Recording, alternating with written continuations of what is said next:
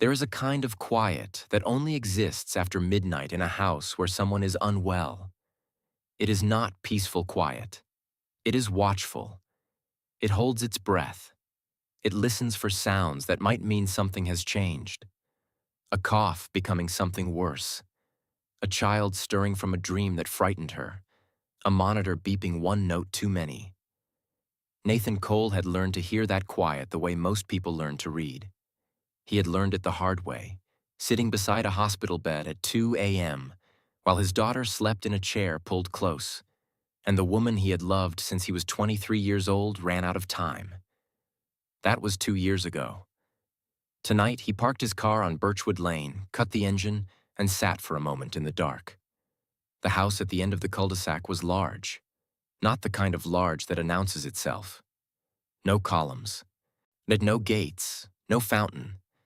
Just quietly, unmistakably large. The kind of house that belongs to someone who stopped needing to prove something a long time ago. Every light on the ground floor was off. One window upstairs glowed soft amber. Nathan checked his intake sheet in the glow of his phone. Weston, C. Female, 34. Discharged from Mercy General Tuesday. Diagnosis: acute exhaustion. Cardiac arrhythmia secondary to stress. Prescribed rest. One child in the home, age 5.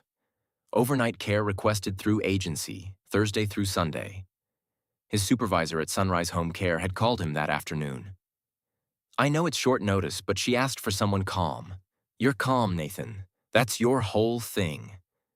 He was not sure that was a compliment, but it paid the school fees for Lily's aftercare program. And the aftercare program was the reason Lily had somewhere safe to be on the nights he worked. So he had said yes and driven 40 minutes across the county, and here he was. He rang the bell once, gently. The kind of ring that says, I'm here, without saying, wake up. The woman who opened the door did not look like someone who had been hospitalized 3 days ago. She looked like someone who had decided that being hospitalized was an inconvenience she intended to get through as efficiently as possible.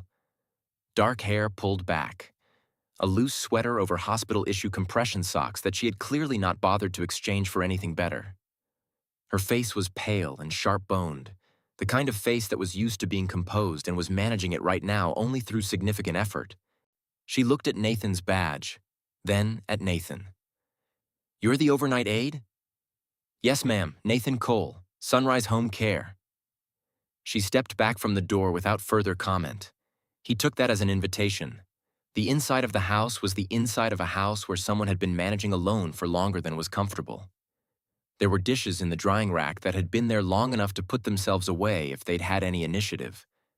A child's drawing was taped to the wall beside the kitchen. A purple house with a yellow sun that took up most of the sky. A small pair of sneakers sat beside the door, one upright, one tipped over, the laces still tied the way a 5-year-old ties laces, in big, trusting loops that will not hold. Maya's asleep, the woman said, from the kitchen doorway. She goes down at 8. She sometimes wakes up around 2 or 3. If she does, she'll call out. She doesn't like the dark. Understood. There's a nightlight in the hallway. Second door on the left is hers. Don't... She paused.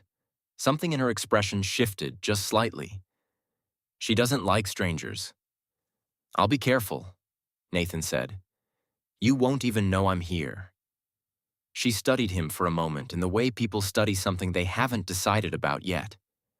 Then she nodded once and went upstairs. If this story is already pulling at something in you, hit the like button and subscribe to Quiet Kind. And drop a comment below telling me where in the world you're watching from. He was just a single dad. No one saw him coming. Keep watching. Nathan settled into the chair in the kitchen with his thermos and the book he carried everywhere. A worn paperback on pediatric palliative care that he had been meaning to finish for 6 months and never quite managed. The house had that held breath quality he recognized. He didn't push against it. He sat inside it the way you sit inside weather, just present, just steady. He thought about Lily the way he always thought about her when he was away from her at night. Not with worry exactly. More like a continuous low-frequency awareness, the way you're always aware of your heartbeat without thinking about it. She was at his sister Renata's tonight. She would have had the spaghetti Renata made on Thursdays.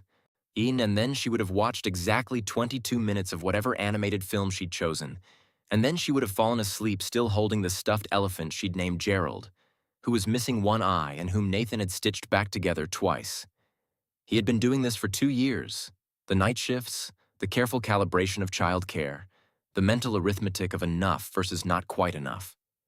When his wife Dana was alive, there had been 2 incomes and one very specific kind of tiredness. The tiredness of building something. When she got sick, the building stopped. When she died, he learned a different kind of tiredness entirely. The kind that lives in the bones. The kind that you do not talk about because talking about it would require stopping, and stopping was not something he could afford. So he did not stop. He made Gerald's eye. He packed the lunches the night before. He worked the day shifts at the hospital until the hospital restructured and his position was eliminated with a form letter and 2 weeks severance. He found the home care agency. He smiled at the parents at the school gate who looked at him with that particular expression. The slightly too long look of people who are aware of his situation and do not know what to do about it. He came home. He did it again. The sound came at 2:17 a.m. Not loud. More of a question than a cry. "Mama?" Nathan set his book down and waited. Sometimes children resettle. Sometimes the word is a reflex rather than a need, aimed at no one in particular, and they're back under before you can stand up. This one wasn't. Mama, more awake now, but a small voice in a dark hallway, feeling its way towards something solid. Nathan moved quietly, the way he'd learned to move in spaces that weren't his. He reached the hallway first. The nightlight threw a low orange glow across the floor. The door to Maya's room was ajar, and through it he could see her sitting up in bed. Small, dark-haired, clutching a blanket to her chest. She was looking at the doorway with the particular expression of a child who is very awake and very unsure. She looked at him. He crouched down in the doorway so he was below her eye level, the way you approach something you don't want to frighten. "Hi," he said very quietly. "I'm Nathan. I'm a friend of your mom's." This was approximately 60% true, which he figured was acceptable at 2 a.m. Maya looked at him with dark, measuring eyes. She did not say anything. "I know I'm new," he said. "That's okay if it takes a minute to get used to." He glanced toward the shelf beside her bed. It had books on it, a lot of them, stacked and slightly chaotic in the way a child's books get when they're actually read, not just displayed. "Do you want me to read something? I can just read to you from out here if you'd rather." Maya considered this offer with the gravity it deserved. "Gerald," she said. Nathan blinked. "Sorry?" She pointed to the floor beside the bed. A stuffed elephant, smaller than his daughter's, one eye slightly askew, was lying where it had apparently fallen. She looked at it. She looked at Nathan. He understood. He picked it up and handed it across the threshold. She accepted it with both hands and pulled it against her chest. "I have a daughter," Nathan said. "I'm from the doorway. Her name's Lily. She has an elephant too. His name is Gerald." Maya looked up. "My elephant is Gerald." Nathan paused. Something warm and slightly impossible moved through his chest. "That's the best name," he said. Maya studied him for another long moment. Then she scooted back against her pillow and made a small gesture that was unmistakably an invitation.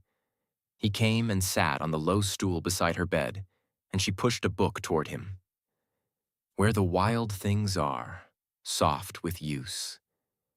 He opened it and read in a voice below a murmur, just loud enough for her. And she lay with her Gerald pressed against her face and her eyes moving from the pages to his face and back again. And at some point between the wild rumpus and the return voyage, she was asleep. He sat for a while after. Not because he needed to, because it felt like the right thing.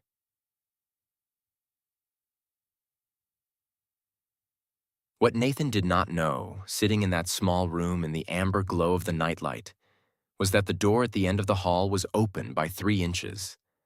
And behind it, a woman who had spent 8 years building a company from a second bedroom and a borrowed server was lying very still and very awake, listening to a man she had met 3 hours ago read her daughter back to sleep in a voice that asked nothing of anyone.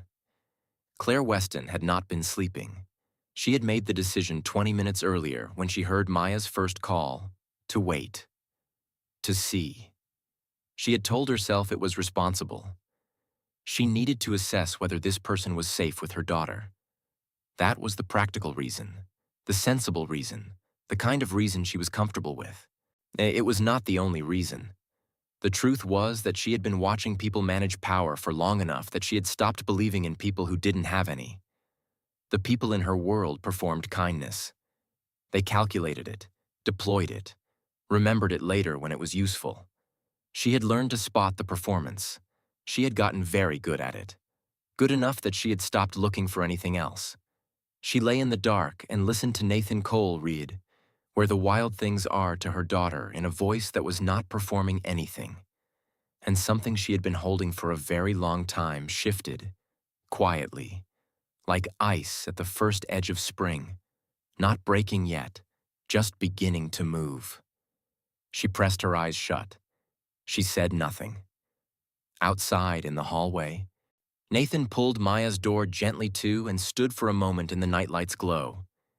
He thought about Lily. He thought about the $37 left in the checking account until Friday. He thought about the form letter. He thought about Dana, the way she had laughed, the way she had always laughed first, before he did.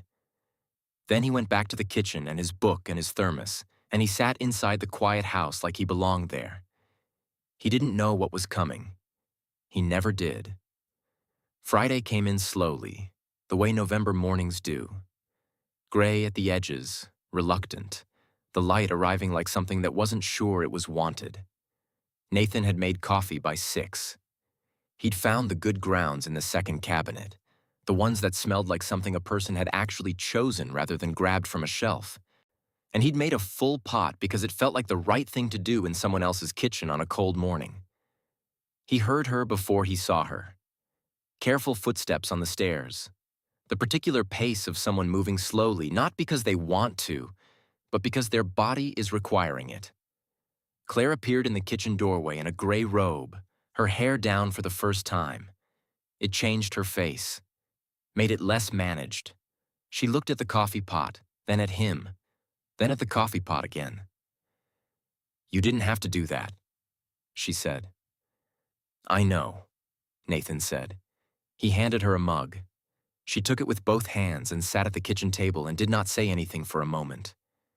He recognized that kind of silence. It was the silence of someone who was used to beginning every morning at full speed and whose body had recently filed a formal objection. "No, Maya slept through after 2:30, he said. She was fine. Something moved across Claire's face. Not surprise, exactly. Something more careful than surprise. "I know," she said. "I heard." He looked at her steadily. She looked at her coffee. "The Gerald thing," she said after a moment. "Her elephant. She named it herself. She's never told anyone else that before." She turned the mug in her hands. "She's particular about who she tells things to." "She's a good judge," Nathan said, not making anything of it. Claire looked up at him then. A quick, assessing look, the kind she had probably given 1,000 people in 1,000 meetings. Then it softened, just slightly at the edges. "She's the best person I know," she said simply, and turned back to her coffee. He stayed through the morning, and that had not been the plan. His shift was technically overnight. But Claire's agency coordinator had called at 8 to say the daytime aide had canceled, and would he be willing to stay through lunch, and he had looked at his empty afternoon and said yes. Maya came downstairs at 7:15 in pajamas printed with small foxes, dragging Gerald by one ear. She stopped at the kitchen doorway and looked at Nathan with the same measured gravity she'd had at 2 a.m. Then she apparently decided that a person who knew about Gerald's was a person who could be trusted in daylight as well, and she climbed into the chair across from him and asked if he knew how to make French toast. "I do," he said. "My mom burns it," Maya said, in the tone of someone reporting a geological fact. "Maya," Claire said from behind her coffee. "You do," Maya said, odd without heat. Just accuracy. Nathan made the French toast. Maya supervised from her chair with Gerald propped against the fruit bowl, and she gave a detailed critique of each step that was so specific and so serious that he had to work to keep his face straight.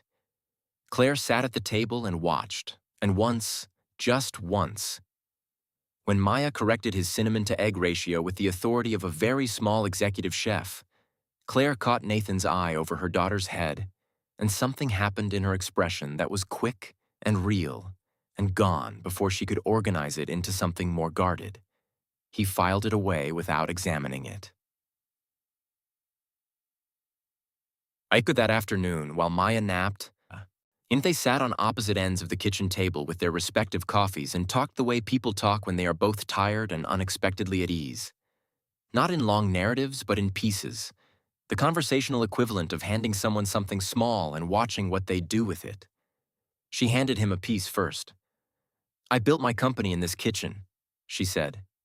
"That corner." She nodded toward the window nook. Maya's father had just left. She was 8 months old. I had a whiteboard propped against the window and a laptop held together with an elastic band. "What kind of company?" Nathan asked. "Data security. Specifically for mid-size healthcare providers. There's a gap in the market between what enterprise platforms can afford and what the small providers can manage, and She stopped, made a small, self-aware gesture. Sorry, I do that." "Do what?" "Pitch." She said it like a mild accusation aimed at herself.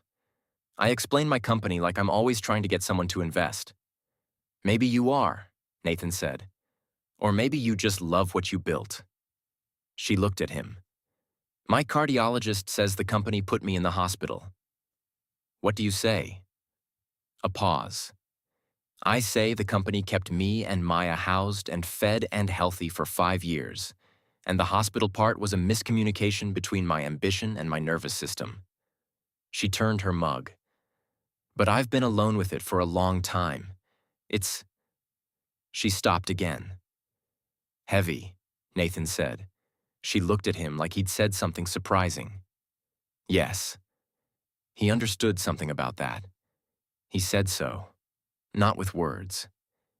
He handed her a piece in return. "My wife died 26 months ago. Pancreatic cancer, very fast. 4 months from diagnosis. The night she died, I drove home and made Lily's lunch for the next morning because it was the only thing I could think of that was real." He looked at his hands on the table. "I've been driving on autopilot since. Head down, next thing, next thing."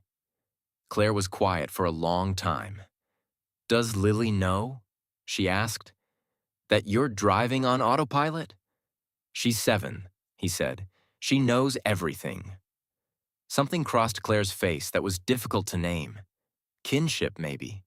The recognition of a person who has been trying to be 2 things at once for so long that the effort has become invisible even to themselves. "Maya knows too," she said quietly. "She never says it. She just—" She looked toward the ceiling, toward the bedroom above them where her daughter was sleeping.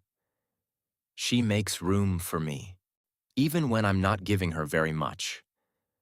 Her voice had gone careful and thin at the edges, the way voices do when they are carrying something they don't often put down. Nathan said nothing. He had learned, in hospitals and in living rooms, and in 2 years of being the only parent in his particular house, that sometimes silence was the only space large enough for what needed to be said. After a while, Claire put her coffee down.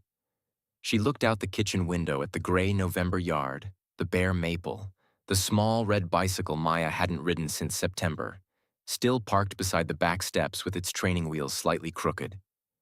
She named her elephant Gerald, Claire said, half to herself, because she heard a story about a Gerald in a book at daycare. And then she decided that was a name for someone very dependable. She almost smiled. She's very serious about dependability for a 5-year-old. She gets it from somewhere, Nathan said. Claire looked at him. This time she didn't look away as quickly. He left at 2 that afternoon. Lily would be finishing school in an hour, and his sister was covering pickup, but he liked to be home before bedtime, liked the particular shape of those 2 hours at the end of the day. The snack, the homework, the negotiation about how many stories constituted a reasonable number of stories. Maya walked him to the door, Gerald under one arm, with the solemnity of a small ambassador concluding diplomatic proceedings. "Will you come back?" she asked. "Tomorrow night," he said. "Same as last time." She nodded, satisfied.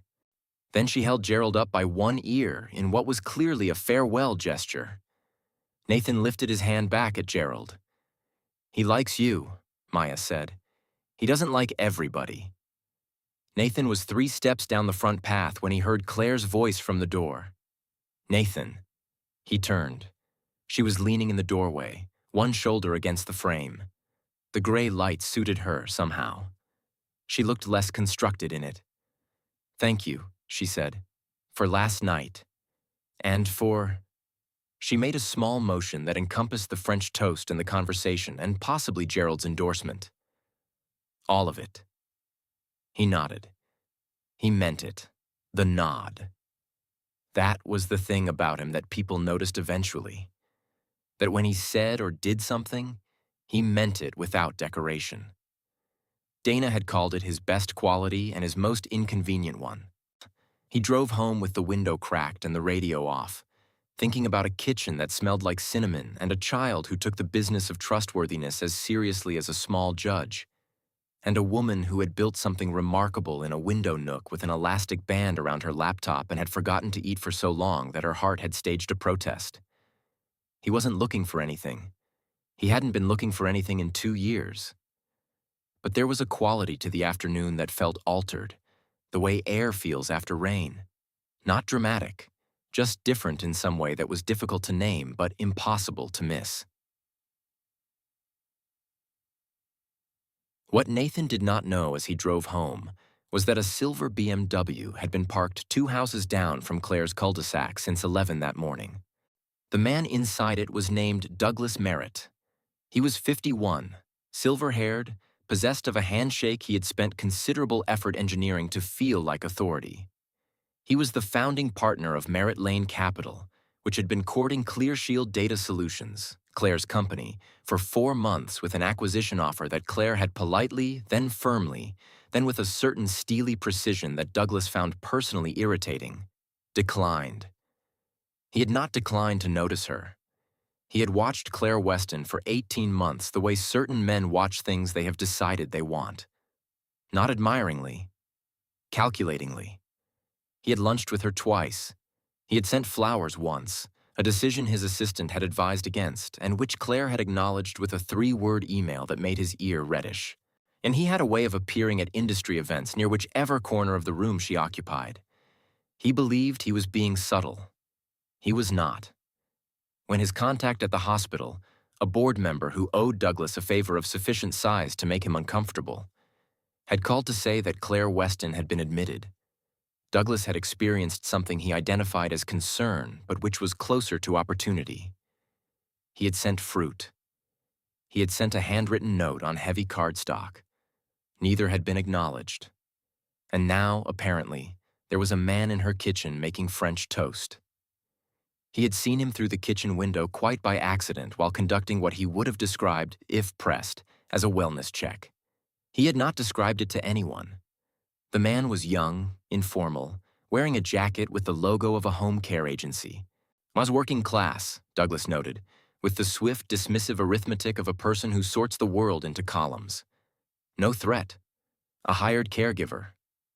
And yet, he had watched Claire lean in the doorway and thank him. He had watched the particular way she stood, not the constructed posture of boardrooms and pitches, but something easier, something he had never managed to produce in 18 months of lunches and heavy cardstock. He put the car in drive. He made a phone call on the way back to his office. He spoke briefly and in the manner of a man who is accustomed to problems being solved before they become problems.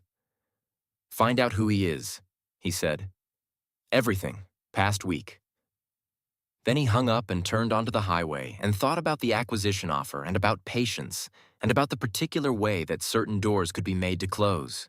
But on Saturday morning, Nathan arrived at 7 to find Maya already awake and waiting on the bottom step with Gerald and a very specific opinion about what constituted a good breakfast.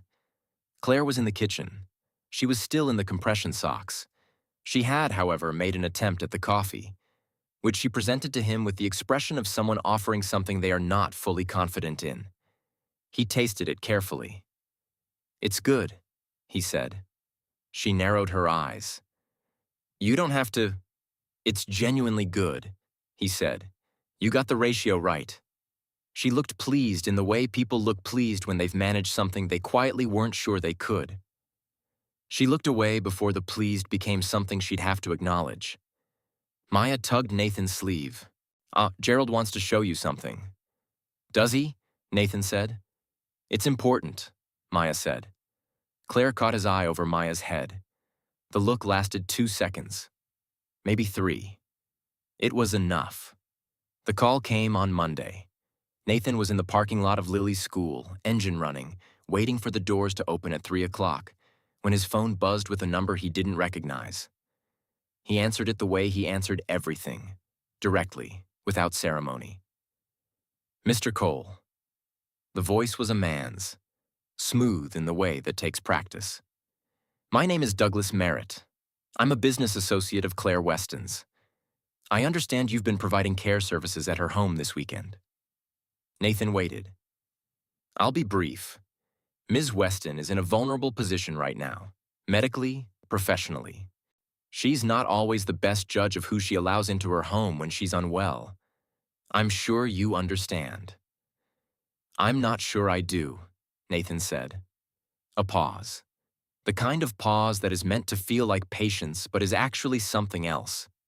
"There are concerns," Douglas said, "about the conduct of certain care workers, specifically around, how to put this, the cultivation of inappropriate relationships with clients." Nathan's hand tightened on the phone. He kept his voice level. "Are you making a specific allegation?" "I'm making an observation," Douglas said pleasantly. "Sunrise Home Care is a reputable agency. I'd hate for questions about a particular employee's conduct to complicate that reputation." Another pause. "I've spoken with someone on their board, just a conversation. But these things have a way of developing if they're not addressed early." The school doors opened. Children began to stream out. Nathan watched for Lily's red coat. "Don't call this number again," he said, and hung up. He sat for 30 seconds with the phone in his hand and the engine running and the children moving past the windshield like a river he was parked beside. He felt the thing in his chest he always felt when something was being taken that didn't belong to the person taking it. He had felt it when the hospital sent the form letter, when the bank called about the mortgage adjustment after Dana died, when the world conducted its ordinary business of not caring about the specific weight of a specific person's specific loss. He saw Lily's red coat. He got out of the car and went to meet her. By Tuesday afternoon, it had developed. His supervisor at Sunrise called at noon with the particular tone of someone who is sorry and also frightened. There had been a complaint filed. Anonymous but detailed. Allegations of boundary violations with a vulnerable client. An incident report had been opened. Pending investigation, Nathan was being placed on administrative suspension. "I know you, Nathan," his supervisor said. "I don't believe it, but my hands—" "It's all right," Nathan said. It was not all right. But it was the kind of not all right that he had learned to stand inside without falling over. "I understand." He sat at his kitchen table after the call. The bills were in the drawer to his left. He did not open it. He thought about Lily's aftercare. He thought about the mortgage adjustment. He thought about the $37. Then he thought about Maya handing him Gerald by one ear in the dark at 2 in the morning, with the matter-of-fact trust of a child who has decided you are dependable. He picked up his phone and called Claire. She answered on the second ring. He could hear something in her voice even in that single syllable of greeting. A sharpness, a readiness, the posture of a person who has already been notified of something and is waiting to talk about it. "You know," he said. "I know," she said. "Douglas Merritt called my assistant this morning. He wanted to..." A pause. The particular pause of a person choosing words with precision. "He wanted to advise me to reconsider my care arrangements, for Maya's well-being." Silence. He said your name," she said. "And some other things. Things I am not going to repeat because they were false, and I don't give false things more air than they need." Nathan looked at the window above his kitchen sink. The November light was doing its flat gray thing again. "I've been suspended pending investigation," he said, "from the agency." He heard her breath change. Not audibly, not dramatically. Just a shift in quality, the way a room changes when someone in it has made a decision. "Nathan," she said, "I need you to listen to me." What Nathan did not know, what he had not known across the entire weekend of French toast and nightlight glow and 2-second looks over a 5-year-old's head, was who Claire Weston was, not who she was to Maya, or to the kitchen where she'd built something from nothing, or to the woman in the compression socks who couldn't quite get the coffee ratio right on the first try. Who she was professionally. Specifically, Clear Shield Data Solutions had not simply been a company Claire built in her kitchen. Over 8 years, it had become the dominant mid-market healthcare data security platform in the Pacific Northwest, with contracts across 4 states and a client roster that included 11 hospital networks.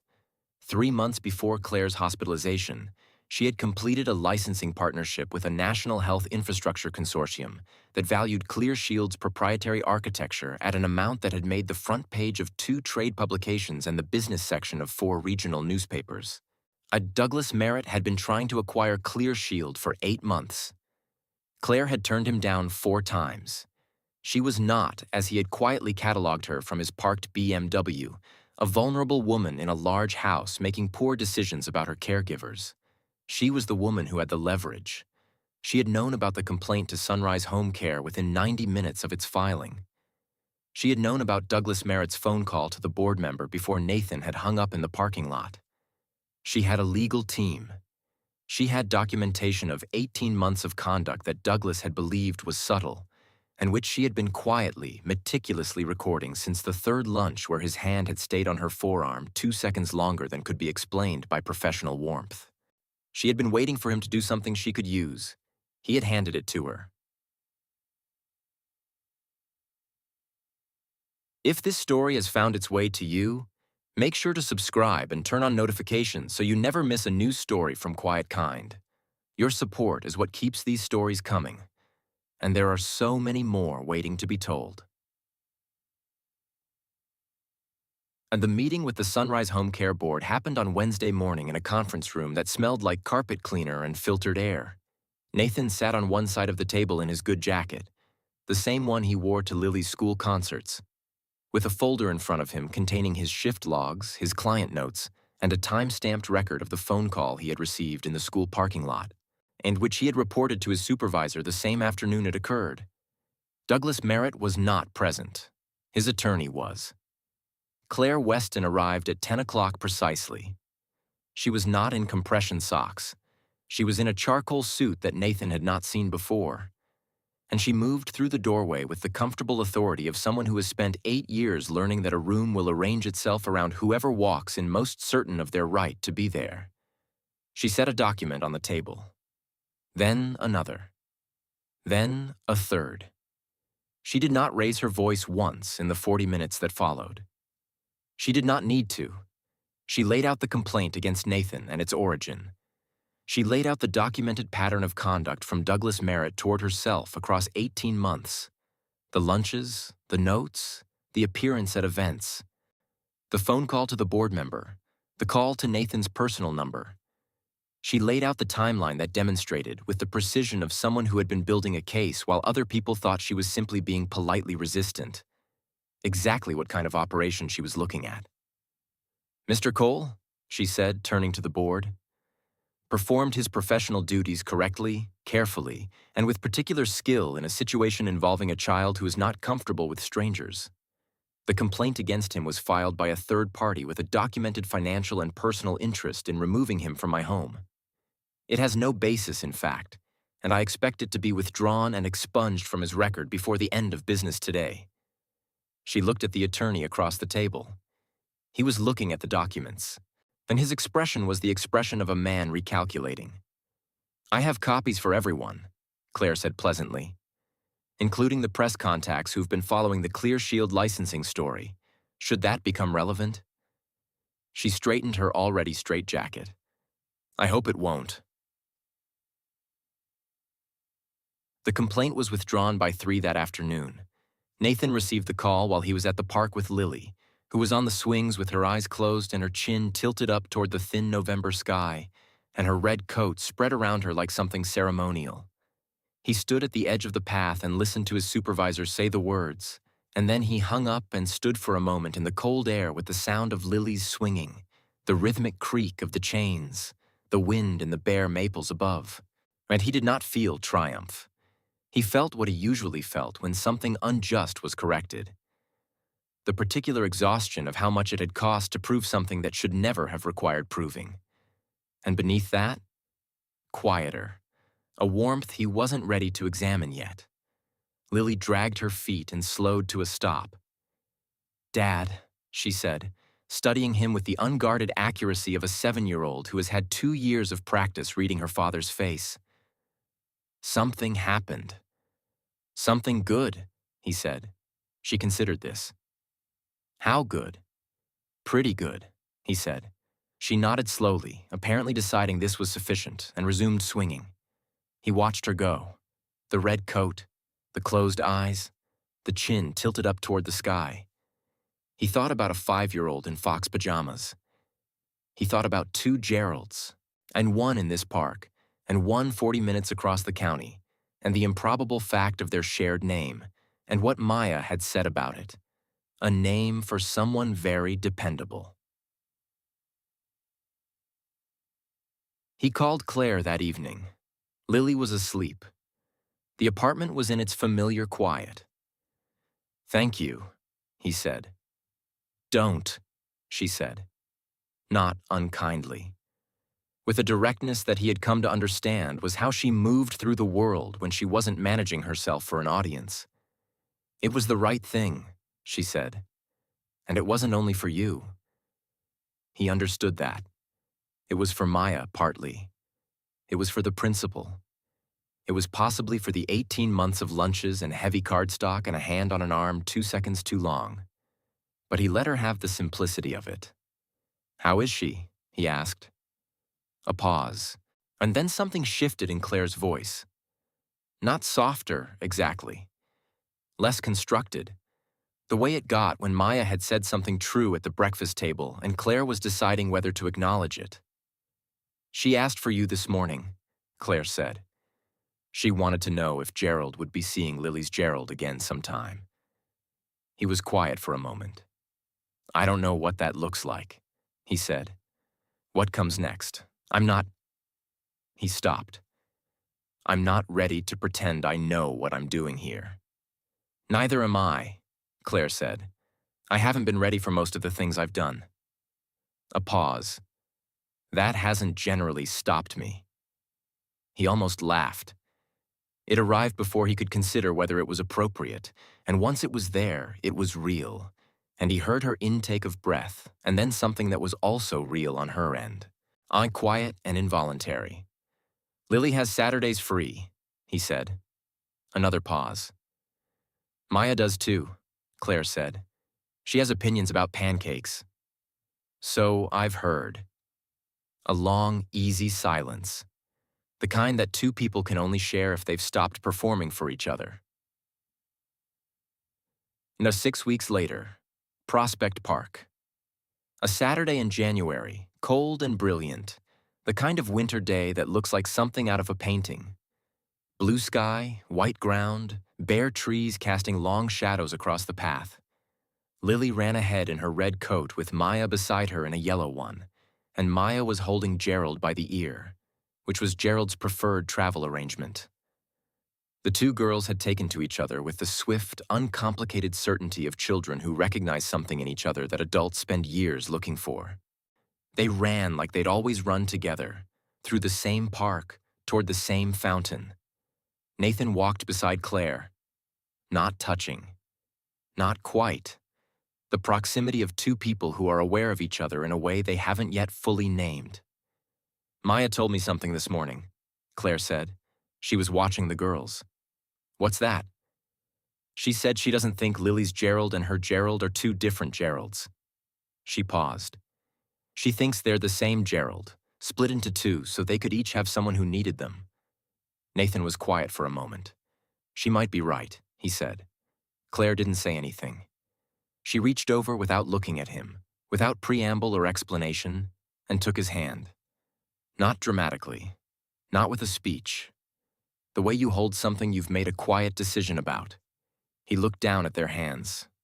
He looked at Lily in her red coat, running toward the fountain with her arms out. He looked at the January light on everything. He breathed out. A long, slow breath that carried in it something he had been holding for a very long time, through form letters and $37 in lunches packed the night before, and Gerald's eye stitched back on twice. Something that did not have a name, but that felt, now that it was going, like weight he had forgotten he was carrying. You know, he said, I made the coffee wrong this morning. I know, Claire said. I didn't say anything.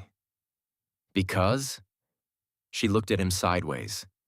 The early winter light was doing something to her face, something that had nothing to do with being constructed and everything to do with being a person in a cold park on a Saturday, holding someone's hand. Ois, because, she said, you make the French toast right. Nobody's perfect. He laughed. It filled the cold air between the bare trees and the blue sky. She laughed too, at the same moment, in the same key. Across the park, Maya stopped running, turned around, and looked at them with the satisfied expression of a 5-year-old who has been waiting patiently for two adults to arrive at a conclusion she had reached several weeks ago. She held Gerald up toward them in salute. Then she and Lily turned back to the fountain and kept running. There's something this story has been quietly building toward, and it is this. There are people in the world who are never seen until they are needed, who move through lobbies and parking lots and school hallways and other people's kitchens and are cataloged as non-threatening, as irrelevant, as not the kind of person who changes things. They are assigned their column in someone else's spreadsheet, and they go on doing what they do, making the French toast right, reading the book in the dark, handing back the thing that fell. They are not invisible. The right eyes are always watching. A single act of genuine decency, offered without calculation, without performance, without any thought of return. It does not disappear. It lands. It is remembered by the person who needed it at exactly the moment they needed it. It changes what they do next. And what they do next changes everything. Nathan Cole did not go to that house on Birchwood Lane to be seen. Then he went because a child needed someone in the dark, because a woman needed someone in the kitchen who would not perform kindness at her, because it was the next thing, and the next thing was what he had always done. He was just a single dad with a thermos and a paperback and $37 until Friday. Nobody saw him coming. The right person always does.